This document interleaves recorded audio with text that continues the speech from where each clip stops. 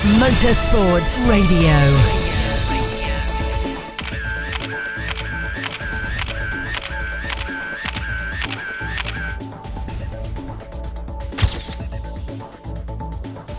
.400, that is the number that 40-year-old Italian Valentino Rossi will be looking at as he lines up on the grid at the Australian Grand Prix in Phillip Island. In his previous 399 races, the Doctor has amassed many historical feats.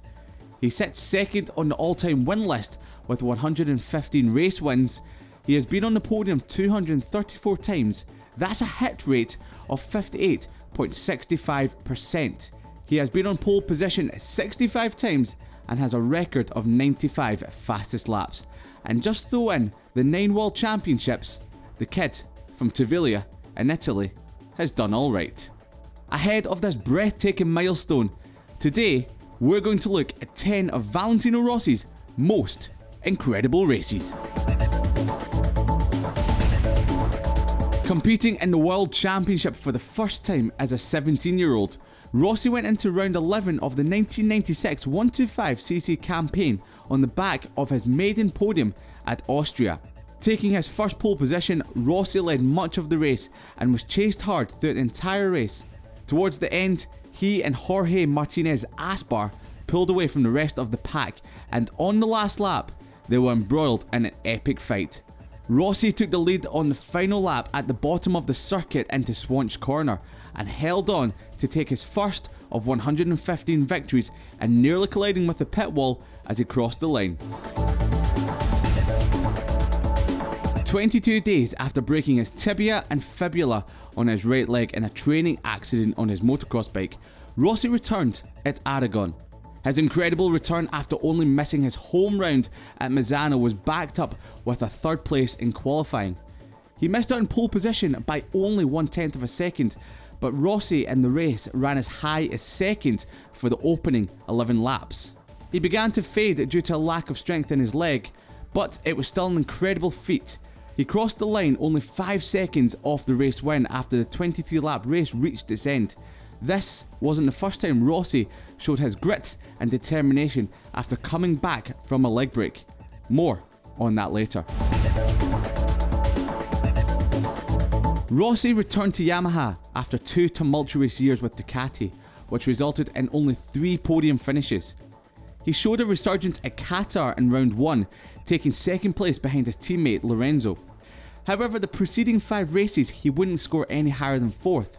However, he saw his opportunity at the Dutch round at Assen, where he had won 7 previous times, and with his teammate Lorenzo crashing in practice and breaking his collarbone, but deciding to ride, albeit injured, this was Rossi's shot at a comeback win. From 4th on the grid, Rossi sat behind both Repsol Honda riders Marquez and Pedrosa early in the race before making his way forward and eventually passing Pedrosa into the Gert Timmer chicane on lap 5. He remained there unchallenged until he took his 8th win at Assen and his first win since Sepang in 2010, ending a 44 winless streak for the Doctor. After leaving the might of Honda at the end of 2003 on the back of 3 world titles, Rossi sought after a new challenge, switching from Honda to the struggling Yamaha. The M1 had only scored 1 podium in its previous year, while Honda on the RC211V won all but 1 race in that season. Rossi had his work cut out. He wasn't able to test the M1 until after his contract ran out with Honda on the 31st of December, which meant that he had limited time on the bike compared to his rivals. However, he took pole position on his debut at Velkom in South Africa. The race was stuff of legend, as Rossi on the Yamaha fought off a determined Max Biaggi on Honda all the way to the flag, eventually winning by 0.2 of a second, while Biaggi set the fastest lap of the race on the last lap. Rossi became the first and to this date only rider to win back-to-back races with 2 different manufacturers. Valentino Rossi dominated the opening 8 rounds of 2005, taking 6 wins, 1 second and a third ahead of the British Grand Prix at Donington Park. Qualifying was held in dry and sunny conditions where Rossi took pole, but Sunday was an entirely different situation. Like typical British summer weather, The race was held in treacherously wet conditions, meaning the riders had to have their wits about them. Gibernal led from the front but crashed at Redgate, turn 1 on lap 3. This left Rossi in the lead, but he was challenged by Alex Barros and Kenny Roberts Jr. Rossi ran wide at the Foggy S's, running off track and dropping to 4th behind his teammate Colin Edwards, seemingly halting his charge for victory. However, unfazed by this, he closed and passed Edwards and Roberts before putting a move on Barros at the Melbourne Loop with 7 laps remaining. He wouldn't come under threat again, lapping over 1 second quicker than the trio behind.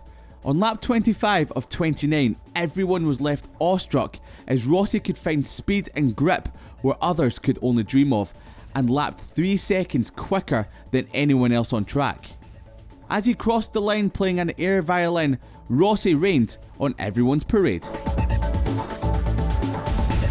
2006, Honda struck back against Rossi and Yamaha.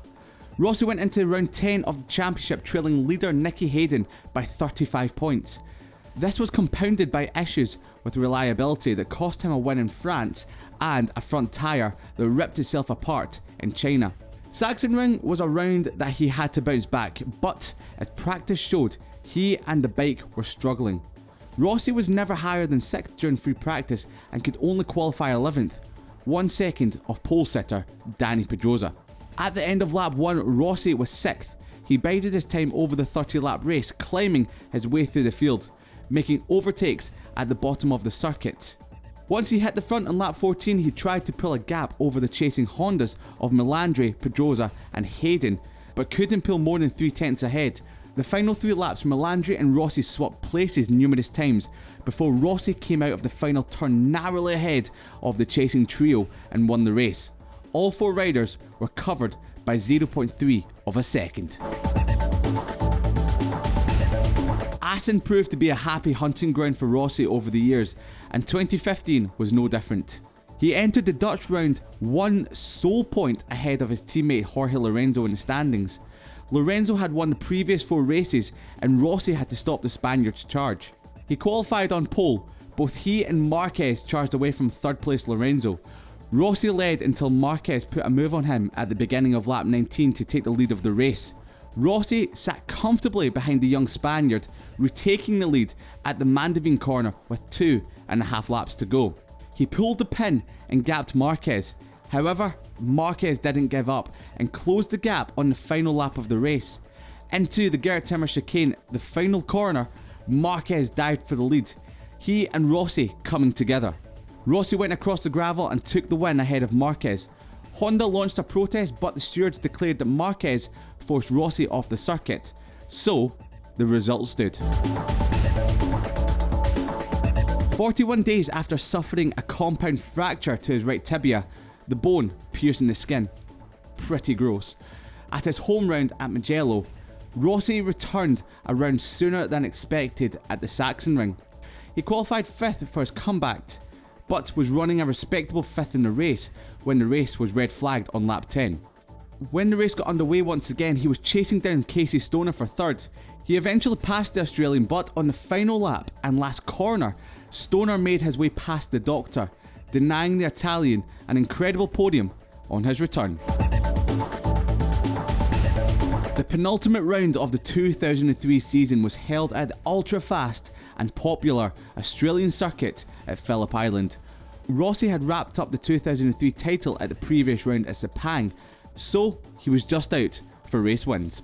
Qualifying on pole, Rossi slipped back to 6th at the start, but began to work his way to the front on lap 5. Disaster would strike when, for the second time during the year, he was handed a 10-second time penalty for overtaking under waved yellows into the Honda hairpin on lap 5 after a crash for Troy Bayliss the previous lap. The penalty would be applied after the race, so Rossi set out to extend his lead to over 10 seconds, lapping between 3/10 and 8/10 of a lap faster than the rest of the field. At the checkered flag, he came across the line 15 seconds ahead of 2nd place Loris Capirossi, but the record books would show he only won by 5. He later said it was the only race he pushed at 100% for the entire race. Casey Stoner had been lapping nearly 1 second a lap faster than anyone else for most of the weekend, but Rossi had brought that gap down to 4/10 in qualifying, stating before the race that he would need a gun to stop the Australian. A gun he didn't have, but he was like a cannon during the race, firing back at Stoner whenever he lost the lead. Rossi knew that whenever Stoner got into the lead of the race, he would have to fight back straight away to prevent the Ducati rider getting into a rhythm and pulling a gap.